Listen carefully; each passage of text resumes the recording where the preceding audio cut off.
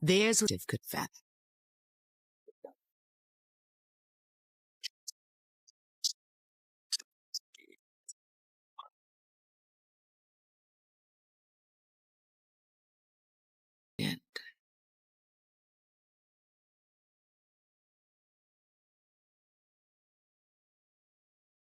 It's been less of betrayal.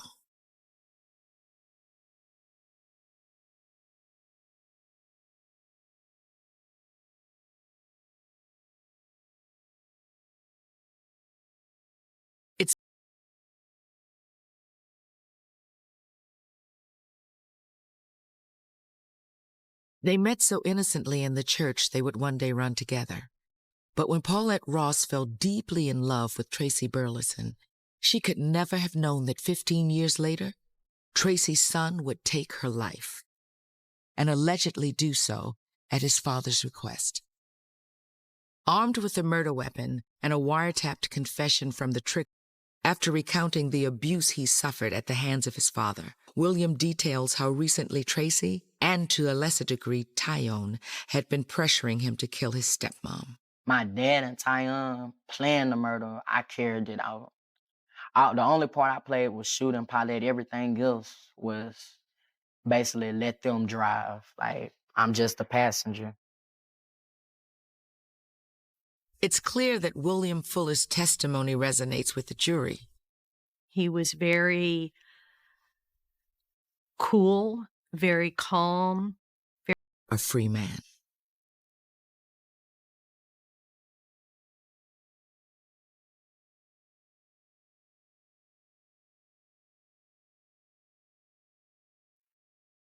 In the I let my emotions get to me, but I had been holding them in so long. But why wouldn't I want her dead? You know what I mean? She did not give a damn about us. We literally used to hate her, like sit up at night and cry and just wish that she would fall dead. That's not. I missed a great deal.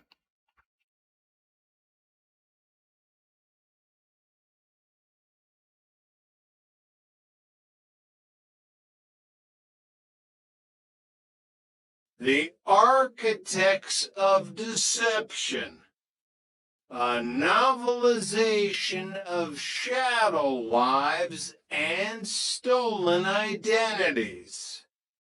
Prologue, The Mask. The mirror does not lie, but the man staring into it does. In the soft glow of a California morning, 1979, the man who called himself Dr. Gerald Barnes adjusted his stethoscope. It was a prop, though a functional one. To the world, it was a symbol of healing, of authority, of a life dedicated to the preservation of pulse and breath. To Gerald Barnbaum, it was the final piece of a costume he had been perfecting since he left Chicago in a cloud of disgrace. He liked the weight of the lab coat. It had a specific stiffness, a clinical white that suggested purity. He practiced his doctor's smile in the glass worm, reassuring, just the right amount of paternal concern. He wasn't just a pharmacist with a revoked license anymore. He was an actor who had found the role of a lifetime, and the stage was the Pacific Southwest Medical Group. 400 miles away, the real Dr. Gerald Barnes was waking up in Stockton unaware that his name, his hard-earned credentials, and his very soul had been harvested by a ghost. Chapter 1: The Assistant's Shadow. Rick D'Alessandro liked his boss. That was the problem. In the busy hallways of the Orange County Clinic, Dr. Barnes was a breath of fresh air.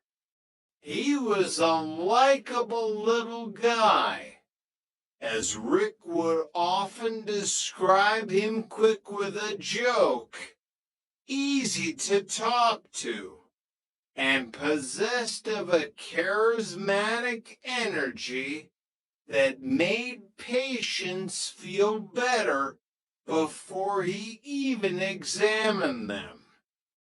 "Morning, Rick," Barnes said, breezing past the reception desk with a stack of charts. "Beautiful day to save some lives, isn't it?" Rick smiled, checking the clipboard. "We've got a full house, Doc. 25 scheduled, and the walk-ins are already lining up." "The more the merrier," Barnes replied, his eyes twinkling behind scholarly spectacles. Rick watched him go, a small frown creeping onto his face. There was something about the way Barnes handled the more complex cases, a certain hesitation, a reliance on routine prescriptions.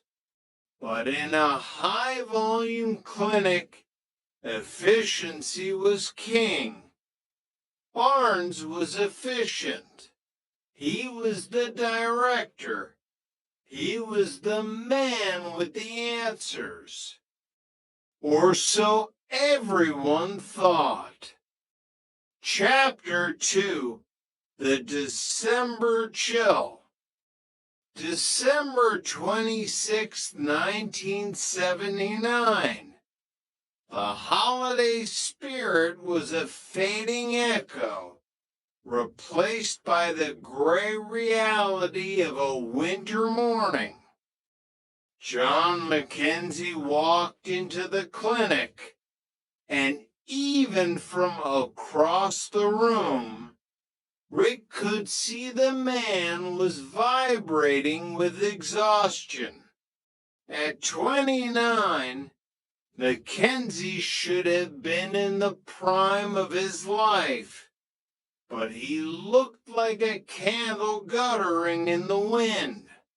His skin was sallow, his eyes sunken, and his gait was unsteady. "I don't feel right, Rick," Mackenzie whispered, his voice dry as parchment. "Thirsty, so thirsty, and dizzy. It's like the floor won't stay still." Rick ushered him into exam room 3.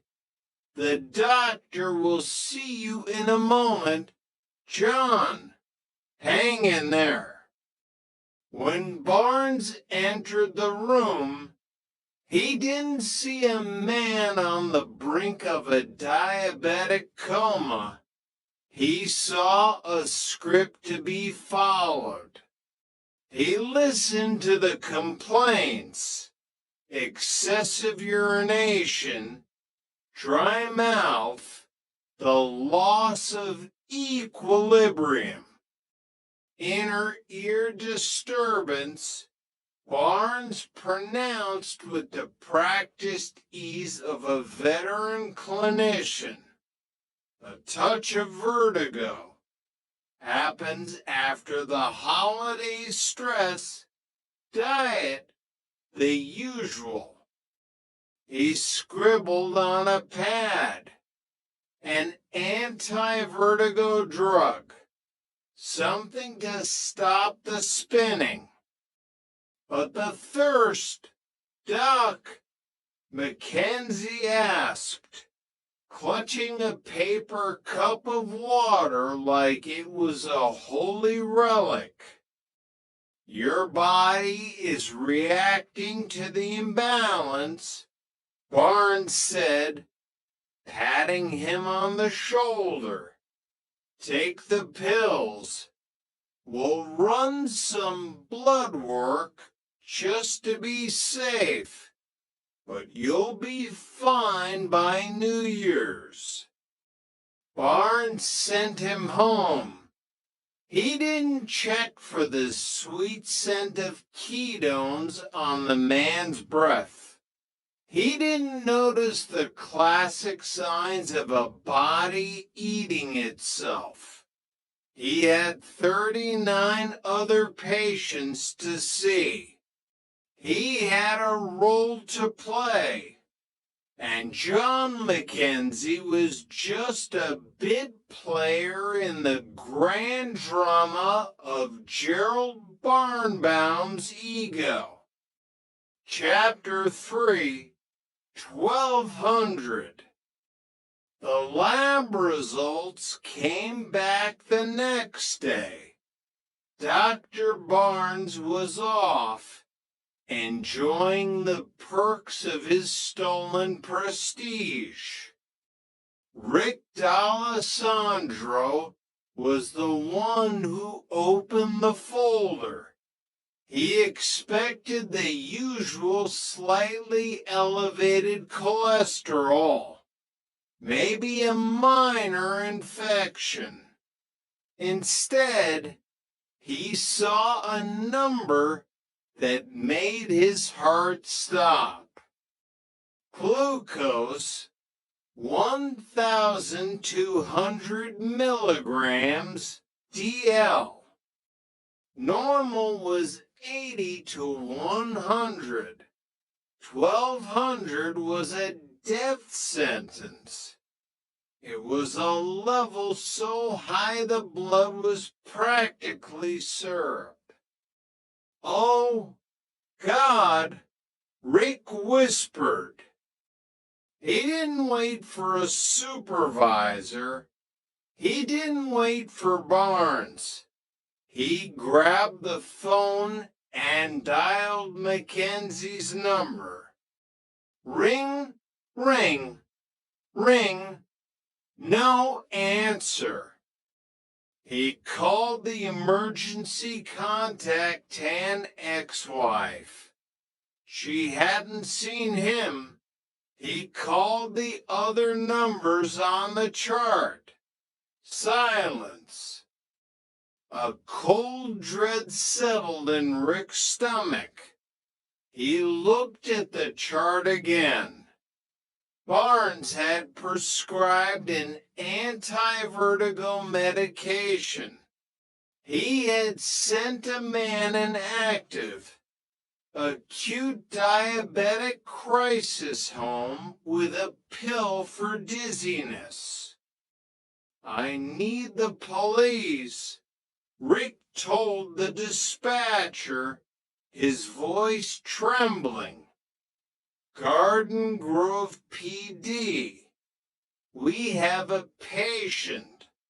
I think he's in danger. Chapter 4, The Kitchen Floor. The officers broke the door in. The apartment was quiet, the air heavy with the stillness of a life interrupted. They found John Mackenzie in the kitchen.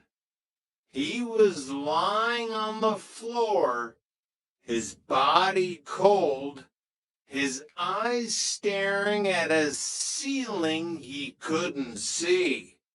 In his hand, Clutched tightly like a failed talisman was the prescription Dr. Barnes had given him. The anti-vertigo drug. The 29-year-old had collapsed into a coma and died alone, his body starving for insulin while he followed the expert advice of a man who didn't know the difference between a balance disorder and a metabolic catastrophe. When Rick heard the news, the grief was quickly overtaken by a burning, incandescent rage. A doctor might make a mistake, but this felt like a void where knowledge should have been. Rick sat in the quiet of the empty clinic that evening. He looked at the framed diploma on Barnes's wall. He looked at the medical board registration. Something felt hollow. Something felt wrong. He picked up the phone and called the medical board in Sacramento. I need to verify the identity of a Dr. Gerald Barnes, Rick said. Could you fax over his identification photo and file? The fax machine hummed to life. The paper slid out, inch by agonizing inch. Rick watched as the image formed. The man in the photo was older, different features, a different bone structure. The address listed was in Stockton, 400 miles away. Rick looked at the photo, then at the empty chair in the director's office. You're not him, Rick whispered to the shadows. Who the hell are you? Chapter 5. The Pharmacist of Chicago.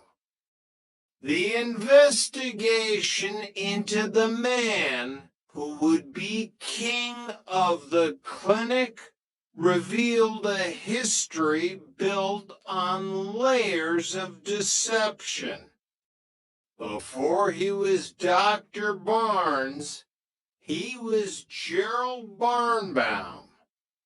In Chicago, he had been a pharmacist, a man who understood the chemistry of medicine but lacked the ethics of it.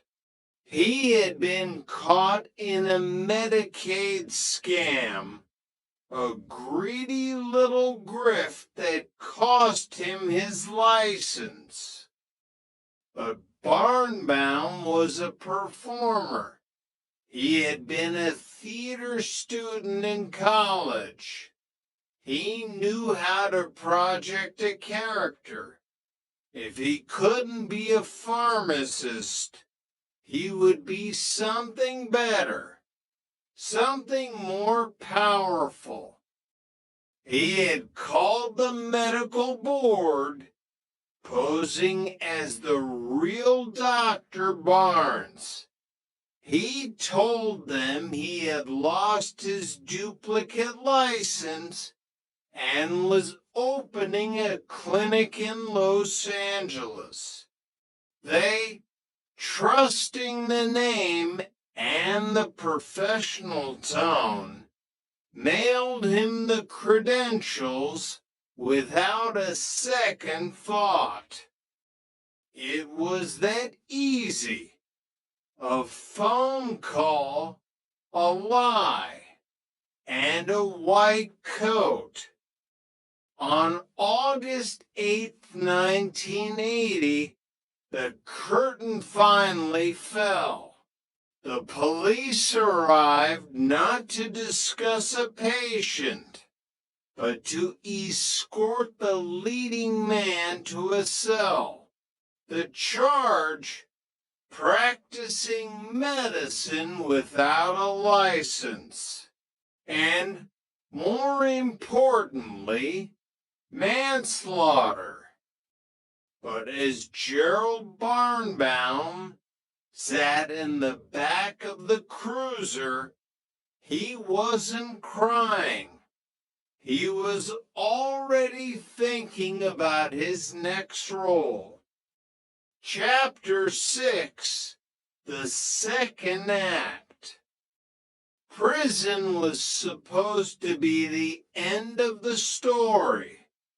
For the family of John Mackenzie, 3 years felt like a slap in the face. For the real Dr. Barnes, the damage to his name was a wound that wouldn't heal. But Gerald Barnbaum was a man of habit. 18 months later, he was out on good behavior. He walked out of the prison gates, looked at the California sun, and realized he didn't know how to be anyone else. He didn't go back to Chicago. He didn't find a trade. He went to a different city, found a different clinic, and put on a different white coat. He became Dr. Gerald Barnes again. He even got married. Lisa Roberts thought she had found the perfect husband. He was a doctor, a provider, a romantic who showered her with flowers and took her to concerts.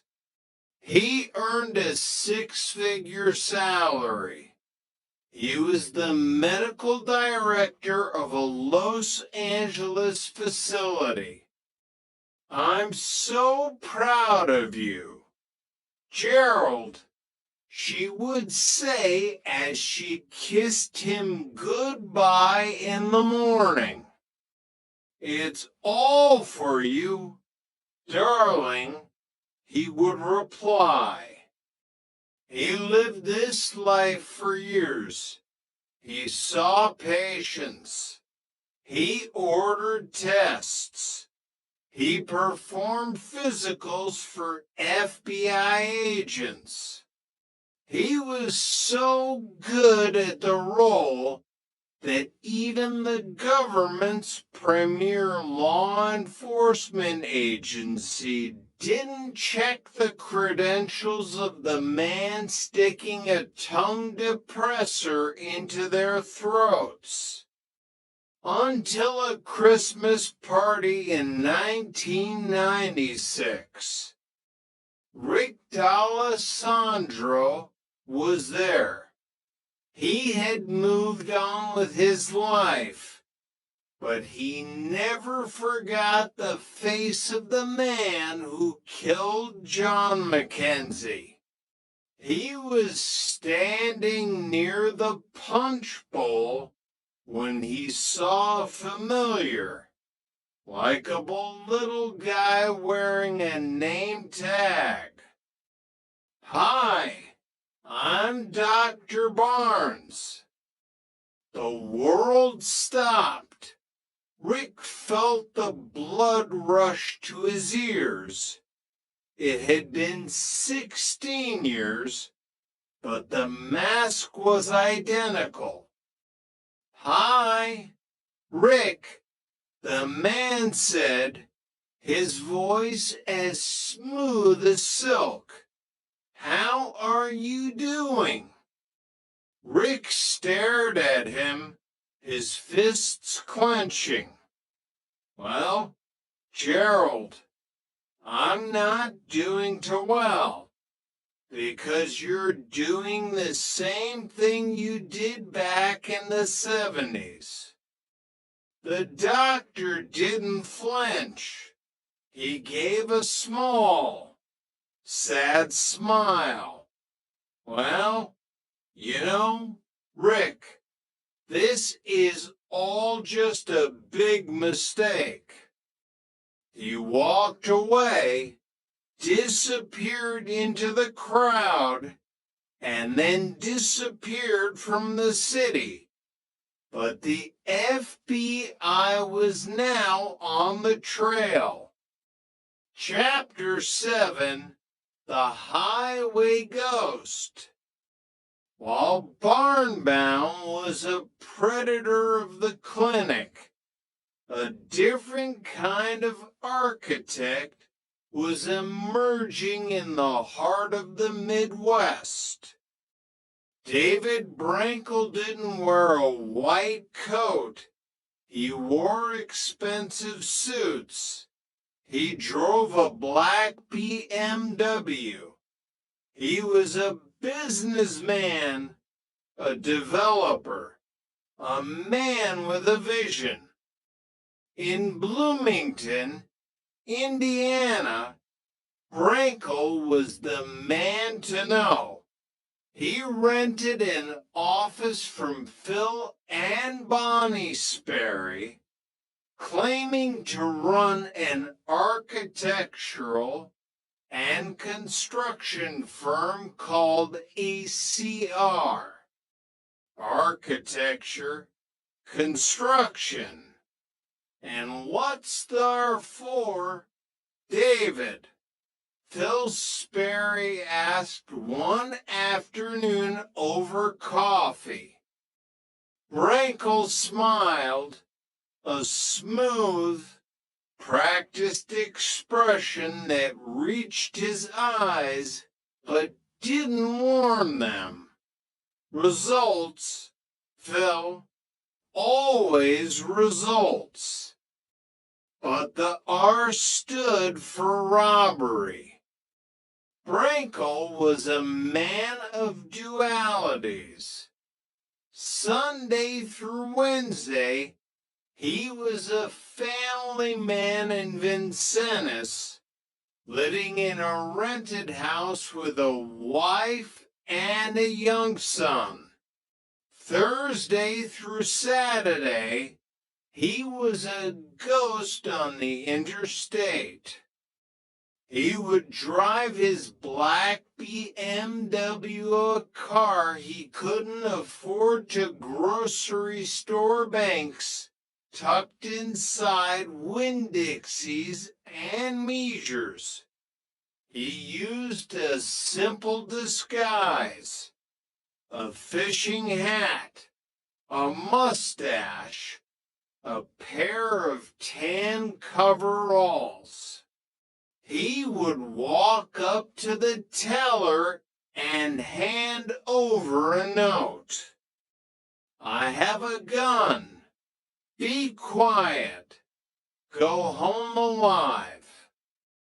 He was efficient. He was calm.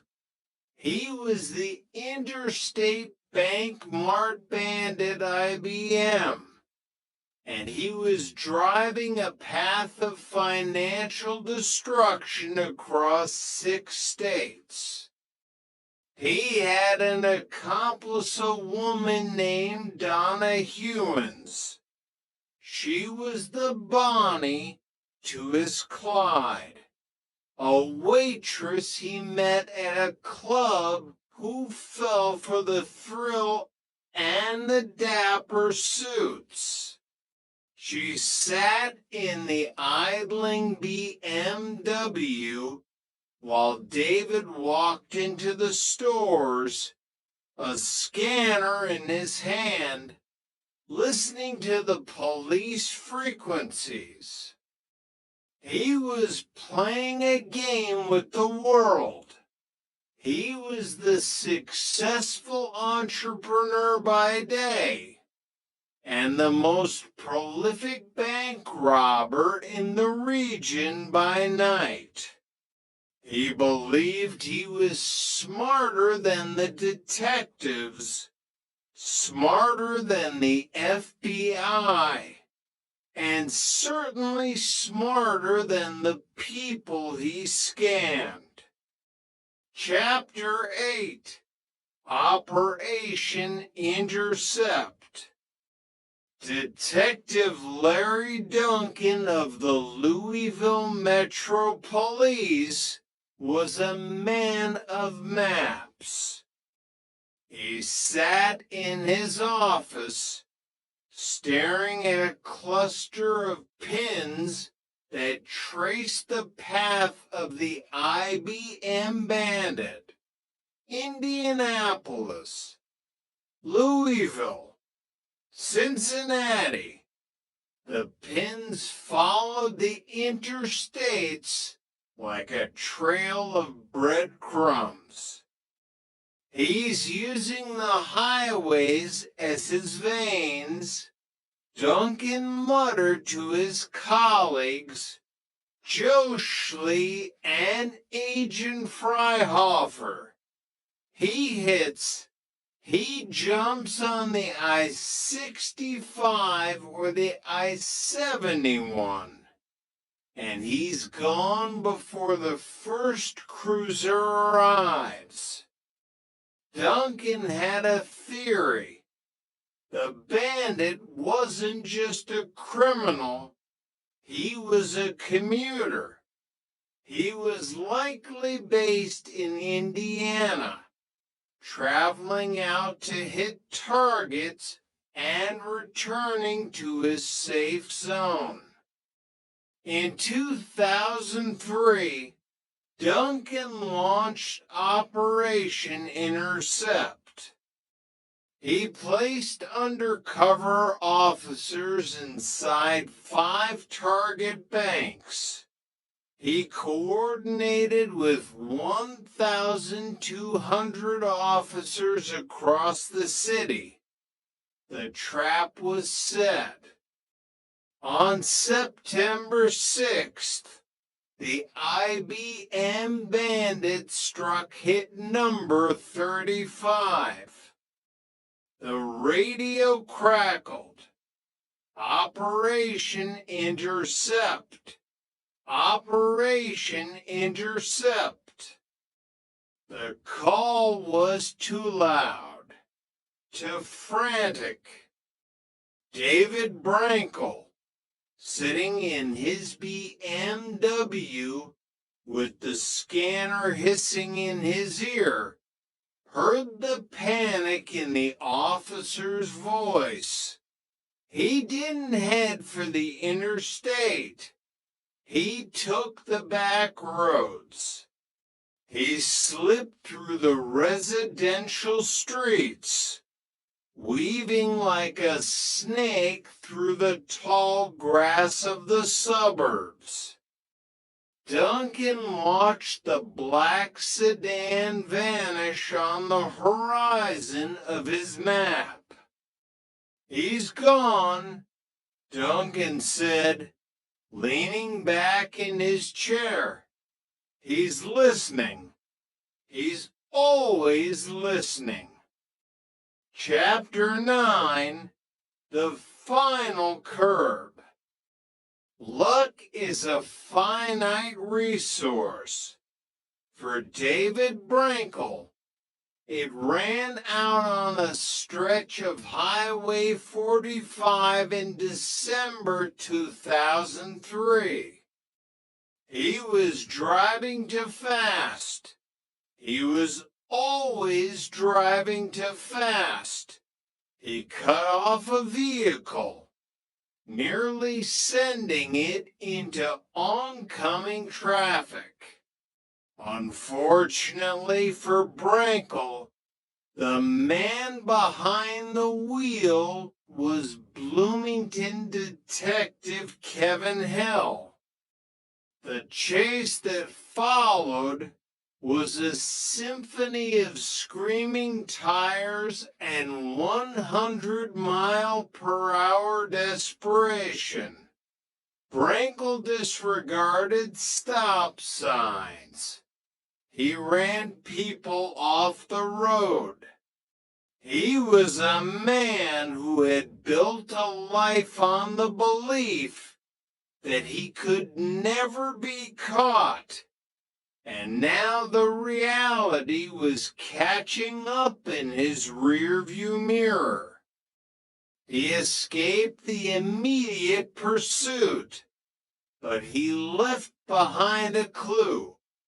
He had dropped his license. Days later, in Vincennes, the Indiana State Police surrounded a house at 1919 Hickory. Brankel tried to run one last time. He abandoned his young son in the car final, chilling testament to his narcissism, and fled on foot through an apartment complex. He tripped on a curb. The interstate bank mart bandit, the man who had hit 43 banks and stolen $136,000, fell face first into the dirt. As Sergeant Greg Winkler clicked the handcuffs into place, a small knife fell out of Brankel's pocket. It just fell out. Brankel stammered, the smooth businessman gone, replaced by a shivering, pathetic figure. I wasn't going to hurt you. Chapter 10, The Interrogation Room. The two worlds of deception met in the cold fluorescent light of an interrogation room. In one city, Gerald Barnbaum was being sentenced to 12.5 years, weeping about his prostate cancer and his grandchildren, even as the judge warned that he would do it all again if given a chance. In Vincennes, David Brankel sat across from Larry Duncan. I'm the guy you're looking for, Brankel said, leaning forward as if he were about to offer a business deal. I'm the IBM bandit. Call Louisville. Call Cincinnati. They'll want to talk to me. For 6 hours, Brankel talked. He told them about the first robbery. He told them about Donna. He told them about his mother, who told him he couldn't even mow the lawn right. He was a man who wanted to be the most successful bank robber of all time because he couldn't be anything else. He showed no remorse for the people he had cheated, the Sperrys, the Logans. He claimed he did legitimate work for them. He was a sociopath who had absolute no conscience. Chapter 11, The FBI's Doctor. Murray Konjovsky, an FBI agent, stared at the file on her desk in disbelief. The irony was a bitter pill to swallow. The Bureau had a contract with a clinic in Los Angeles to perform employment physicals. For years, the man sitting in that office, the one who had checked the heartbeats and reflexes of over 100 FBI agents, was a man the government had already put behind bars. Gerald Barnbaum hadn't just fooled a clinic. He had fooled the premier investigative agency in the world. While the Bureau scrambled to assess the damage, Lisa Roberts sat in her living room, the space that used to be filled with the warmth of a loving husband. She now referred to him as the Never Was. I didn't know his real name, she whispered to the investigators. I didn't know his real age. Every night I shared a bed with a ghost. I trusted him with my life, my family, my future. Lisa realized that Barnbaum hadn't just stolen a name from a doctor in Stockton. He had stolen the years she could never get back. He had been a master of the mundane, playing the role of the devoted husband so convincingly that she never questioned why he never talked about his childhood or why he was so vague about his medical school days. Chapter 12. The Bus Ticket Blunder. In the world of bureaucracy, sometimes the left hand doesn't know what the right hand is doing. After his 1996 conviction, Barnbaum was serving his time in a federal facility.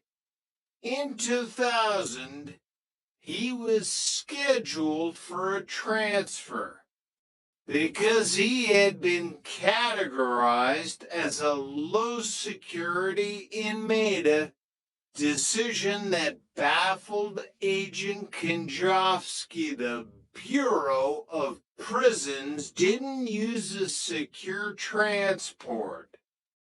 They gave Gerald Barnbaum a bus ticket. They told him to report to a facility in Illinois. Barnbaum took the ticket, walked out of the prison gates, and immediately vanished. He didn't go to Illinois.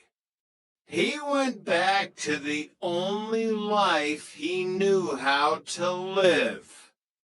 A month later, U.S. Marshal Joseph Exner walked into a North Hollywood clinic.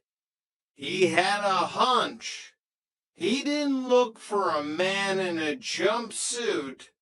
He looked for a man in a lab coat. Gerald Barnbaum. Exner called out. A man stepped out of an exam room. He was wearing a crisp white coat, a stethoscope draped around his neck. He looked at the marshals and smiled that practiced. Clinical smile. "You guys are good," Barnbaum said, turning around to be handcuffed. He had been back on the job for weeks, seeing patients, prescribing controlled substances, and collecting a paycheck as Dr. Gerald Barnes.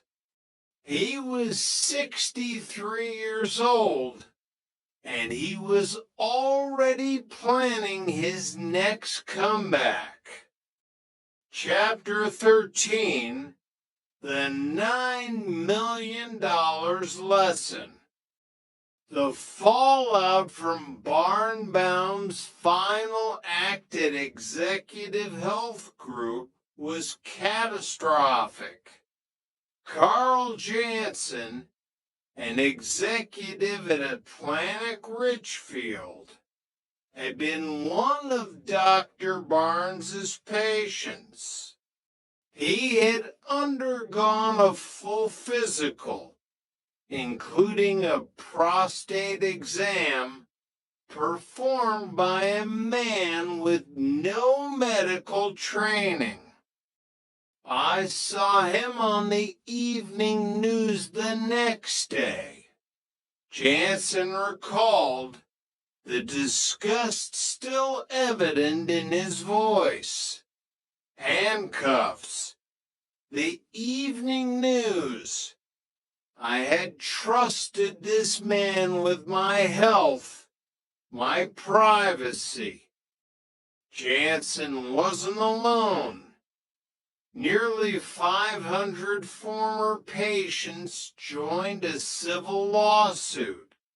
The evidence revealed a shocking lack of diligence. Executive Health Group hadn't performed even a basic background check.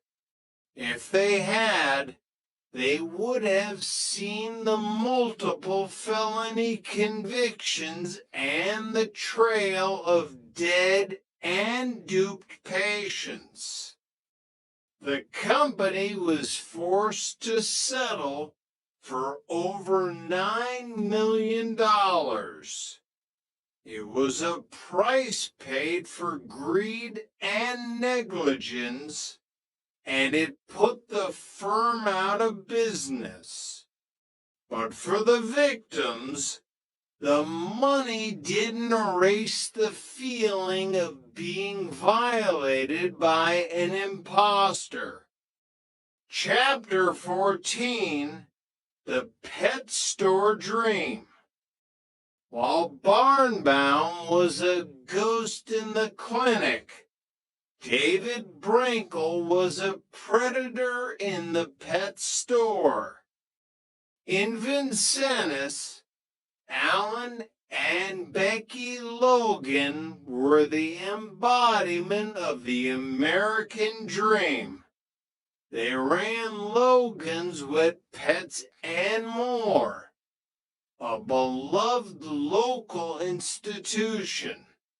They wanted to expand to build a family entertainment complex called Logan's Great Escape. When they met David Brinkle, they thought their prayers had been answered. He looked like a gift from God, Becky remembered. He had the suits, the Vanguard Capital marketing materials, the timetables. He looked legit. Brinkle charged them a $3,500 retainer and $500 a month. But his most chilling tactic involved his young son, Michael. On the first of every month, Brankle would walk into the pet store holding Michael's hand. He would have the boy hand the bill to Alan Logan. It was a prop, just like Barnbound's stethoscope. The presence of the child created an atmosphere of trust, a sense that Brankle was a family man just like them. It's sad, Alan said years later, he used that boy to rob us.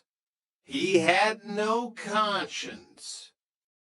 Brankle was living a triple life, the devoted father in Vincennes, the entrepreneur in Bloomington, and the serial bank robber on the interstate. He was a sociopath who viewed people as meal tickets, and he didn't care who he stepped on to fund his dapper lifestyle. Chapter 15, The Last Act. In 2004, the curtain finally closed, at least for a while. David Brankle received 21 years in federal prison for 43 counts of bank robbery. Donna Hewins, the waitress who became his getaway driver, received house arrest and probation. Brankle owed $175,000 in restitution, but for the Logans and the Sperrys, not a dime would ever return. Brankle maintained to the end that his work for them was legitimate. In Minnesota, at Vasica Federal Prison, Gerald Barnbound, now in his 70s, sat in his cell. His projected release was 2018. Investigators who had tracked him for decades were not under any illusions. His age won't make a difference, one detective noted. He's a very dangerous human being. When he walks through those doors, he will be a physician again. He doesn't know how to be anyone else. The architects of deception had been dismantled, but their legacy remained in the lives they shattered and the trust they broke. They were men who proved that in a world of credentials and suits, a mask can be more powerful than the truth. As long as there is greed, and as long as there is a desire to believe in the perfect professional, there will be men like Barnbound and Brankle, waiting in the shadows, ready to put on the coat and start the show all over again. Chapter 16, The Stockton Surgeon. While Barnbound was busy playing doctor in Southern California, the real Dr. Gerald Barnes was living a quiet, respected life in Stockton. He was an orthopedic surgeon with 37 years of dedicated service. He was a man who believed in the sanctity of the medical profession, a man whose name was synonymous with trust. The first blow came through a radio broadcast. His wife was driving to a nearby town when the news report broke. Dr. Gerald Barnes arrested and found guilty of manslaughter. Gerald, you wouldn't believe what I just heard. She had told him, her voice trembling. At first, the real Dr. Barnes was in a state of clinical shock. He couldn't wrap his mind around the logistics of it. How could someone simply walk into a clinic and pretend to be him? How could they use his years of schooling, his residency, his surgical expertise as a costume? The shock soon curdled into a cold, hard anger. As he delved into the wreckage, he realized the imposter hadn't just stolen his name, he had turned it into a weapon. It almost gets to the point where you become calloused, the real Dr. Barnes admitted, because it happened so often. It wasn't just the medical fraud. It was the identity theft opening accounts, buying cars in my name, forcing me to change my driver's license over and over again. For 2 decades, the real Dr. Barnes was shadowed by a ghost.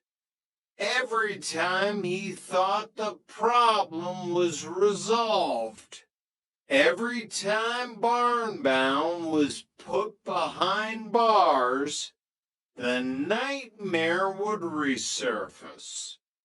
He was a man caught in a Kafkaesque loop, fighting to prove that he was the good guy, while the bad guy wore his face and his credentials.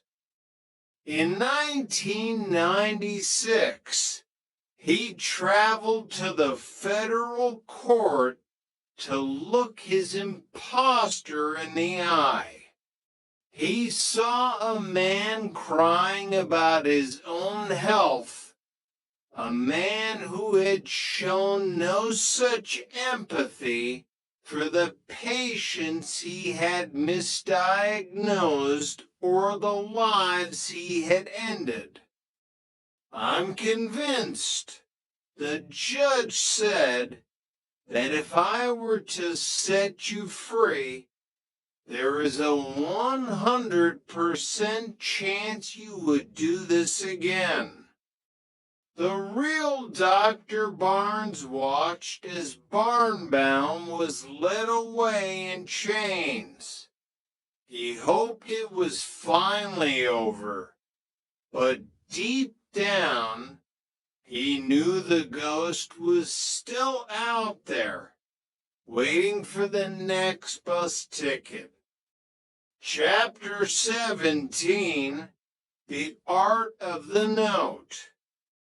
David Brankel considered himself an artist, not of the canvas, but of the heist. While most bank robbers were chaotic and desperate, Brankel was surgical. He targeted banks inside grocery stores for a specific reason.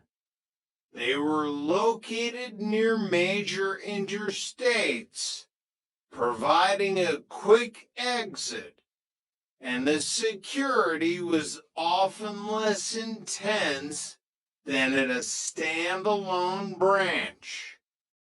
His demand notes were his masterpieces. They were clean, concise, and printed on plain paper to avoid leaving fingerprints. This is a hold-up. I have a gun. Be calm. Both drawers. Be quiet. Go home alive. Detective Larry Duncan of Louisville studied these notes with the intensity of a linguist. He noticed the lack of spelling errors, the precise punctuation, the cold, professional tone. This wasn't the work of a drug-addicted amateur. This was a man who planned his crimes with the same attention to detail he supposedly gave his architectural projects. Brankel's method was simple. Hit a city, move to the next, and always stay near the interstate. He followed a pattern that Duncan eventually decoded by staring at maps and interstates. He's doing exactly what I'm doing, Duncan realized. He's sitting in front of a computer, looking for banks near highways. He's choosing his next target while I'm trying to predict it. It was a chess game played at 70 miles per hour. Brankel was always one move ahead, listening to the police frequencies on his scanner, adjusting his route based on the frantic calls of the dispatchers. He was a man who thrived on the high rate of speed, both in his BMW and in his life. But in the end, it was a simple traffic violation, a moment of reckless driving on Highway 45 that brought the masterpiece to an abrupt and unglamorous end. The artist was caught because he forgot that even a ghost has to follow the rules of the road. Chapter 18, the never was and the always will be. For Lisa Roberts, the fallout wasn't just about the fraud, it was about the intimacy. She had shared a life with a man for over a year. She had made plans for children, for a private practice, for a future that was built on a foundation of lies. She looked at the photos of their wedding and saw a stranger in a doctor's suit. Who had I let share my life and my bed and my family? She asked. Who had I trusted? The man she knew as Dr. Gerald Barnes was a romantic. He brought flowers. He was a turn the girl right off her feet kind of man. He was everything she had ever wanted. But the reality was Gerald Barnbaum, a 62-year-old con man with a history of Medicaid fraud and manslaughter. He was a man who used her as a prop in his own domestic drama.